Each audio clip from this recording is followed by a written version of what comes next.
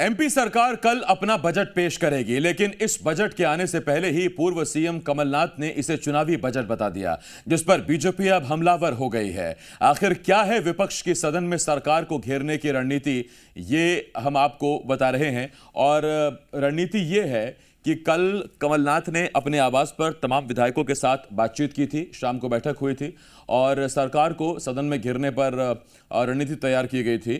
और अब बजट सत्र में विपक्ष और सरकार में आर पार है। कई मुद्दों पर आज विपक्ष ने हमला बोला, कर्ज को लेकर, आधी आबादी को लेकर, इसके अलावा बहुत सी चीज़ें हैं जिन पर कांग्रेस ने सरकार को घेरने की कोशिश की, तो उधर सरकार ने भी विपक्ष को जवाब दिया है। और कल बजट आना है और ऐसे में बजट से पहले ही सदन में बवाल देखने को मिल रहा है। आकाश मेरे सहयोगी इस वक्त इस बड़ी खबर पर भोपाल से हमारे साथ जुड़ रहे हैं। सीधा हम आकाश के पास चलते हैं। आकाश, अगर आगाज ऐसा है तो फिर अंजाम कैसा होगा? देखिए, विधानसभा में बजट सत्र चल रहा है और जिस तरीके से आगाज हुआ है, हंगामेदार आगाज रहा है, तो अंत भी इसी तरीके के होने के आसार हैं, क्योंकि कल बजट पेश किया जाना है और बजट के ठीक एक दिन पहले आज आर्थिक सर्वेक्षण पेश हुआ है और राज्यपाल के अभिभाषण पर चर्चा हुई है। दरअसल सरकार के बजट को विपक्ष चुनावी बजट बता रहा है और कह रहा है कि सिर्फ लोक लुभाने वादे होंगे, जनता के गुमराह करने वाले वादे इस बजट में किए जाने हैं। पूर्व मुख्यमंत्री कमलनाथ लगातार इस बात का जिक्र कर रहे हैं, जबकि सत्ता पक्ष ये कह रहा है कि हर वर्ग के चेहरे पर मुस्कान देखने को मिलेगी। वित्त मंत्री जगदीश देवड़ा भी यही बात को कह रहे हैं।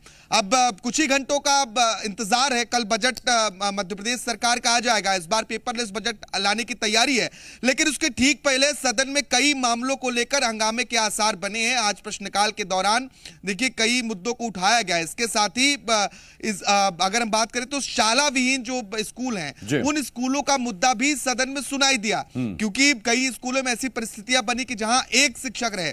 इन मुद्दों को लेकर कांग्रेस विधायकों ने राज्यपाल के अभिभाषण की चर्चा के दौरान सरकार को घेरने की कोशिश की। हालांकि कांग्रेस पार्टी कहते रही कि हम राज्यपाल के अभिभाषण पर कटौती प्रस्ताव लाएंगे, लेकिन अब तक की जो कार्रवाई हुई है उस कार्रवाई में कटौती प्रस्ताव जैसी बातों का जिक्र सदन में देखने को नहीं मिला है। हालांकि राज्यपाल के अभिभाषण पर लगातार चर्चा चल रही है और राज्यपाल के अभिभाषण को भी कांग्रेस पार्टी ने झूठा करार दिया है। दूसरी ओर जो आज आर्थिक सर्वेक्षण रिपोर्ट पेश हुई है, इसमें प्रति व्यक्ति की आय बढ़ी है, यानी कि आय के संसाधन बढ़े हैं, इन बातों का जिक्र है। जीडीपी बढ़ी है, इस बात का जिक्र है। तमाम जो सरकार की उपलब्धियां हैं इन आर्थिक मामलों में, उस बात का जिक्र है। लेकिन बीजेपी को लेकर कांग्रेस यह भी आरोप लगा रही है कि इस आर्थिक सर्वेक्षण में जो डेटा है वो गलत डेटा पेश किया गया है, सही नहीं है, यह सिर्फ झूठों का पुलिंदा है।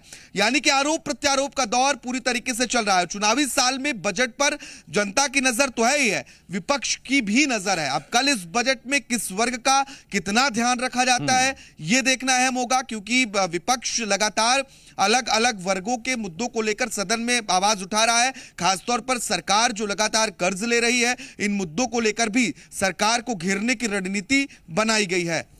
आकाश, कहीं तो भरोसा करना होगा, किसी के भाषण, किसी के अभिभाषण, किसी दस्तावेज, किसी आंकड़े पर कहीं तो भरोसा करना होगा। राज्यपाल ने अभिभाषण दिया तो कांग्रेस ने कहा कि उनसे झूठ बुलवाया गया।